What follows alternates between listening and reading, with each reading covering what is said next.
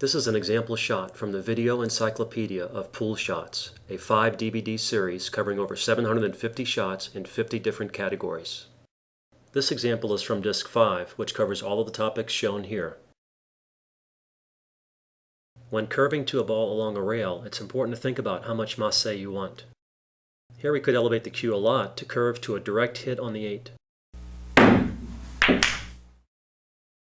But if we curve the cue ball too much, we can miss the 8.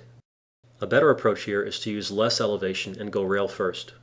This makes the shot easier since we have less elevation and less curve, and the rail gives us a much wider margin for error. We can come up well short or well long and still pocket the ball. Here's the angle and the amount of curve we want to shoot for to put us in the center of the range with the largest margin for error.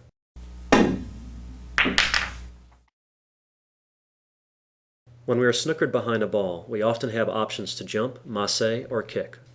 When deciding between a masse or kick shot, it is important to think about the shot line with the largest margin for error. Here a good option would be to use the shot we just saw, taking advantage of the rail. But if another ball blocked that path, a masse shot in the other direction is still a good option here because it comes into the line of the 8-ball pocket direction.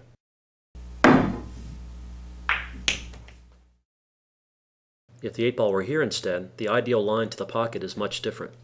Here the kick shot is a much better option with a much larger margin for error because it comes in closer to the line of the shot.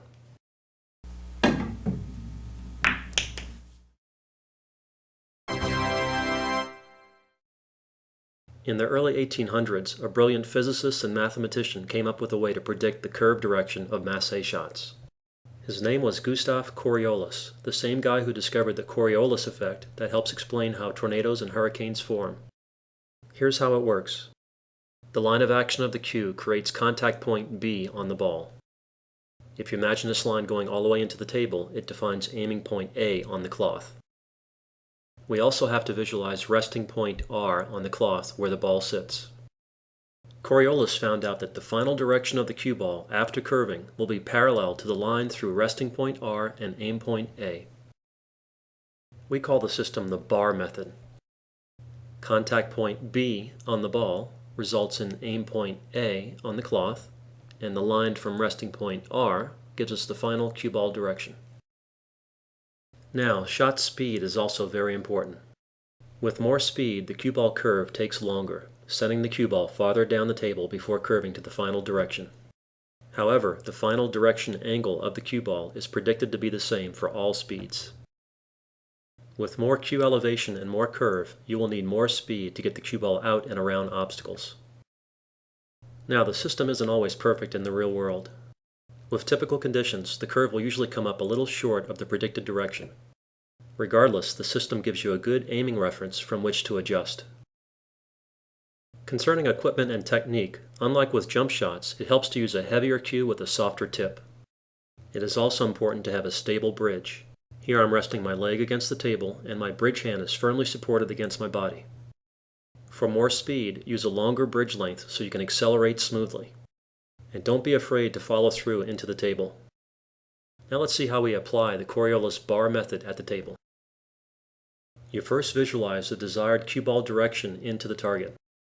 We don't need to curve the cue ball this much to get around the 11, but let's aim for this anyway to demonstrate the method. Now you visualize a line parallel to this through the resting point of the cue ball. This is what it looks like from above. Now we just have to make sure our aim point on the cloth is on this line through the resting point on the table. Actually, on this table we have to add a little bit extra angle because we don't get as much curve as predicted by the method.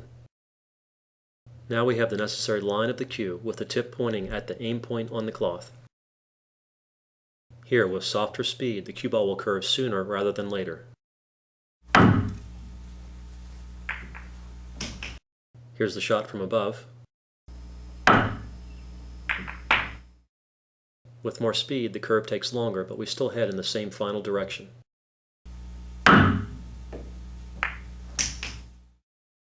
As I mentioned earlier, we don't need this much curve to pocket this ball. We just did that to demonstrate the method. In general, you want to use as little curve as necessary to make the shot to keep the difficulty level lower.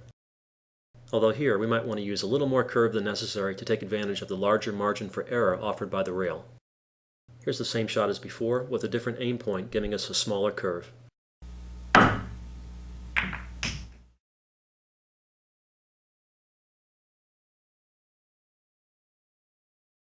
For more information on the entire series, visit dr-dave-billiards.com.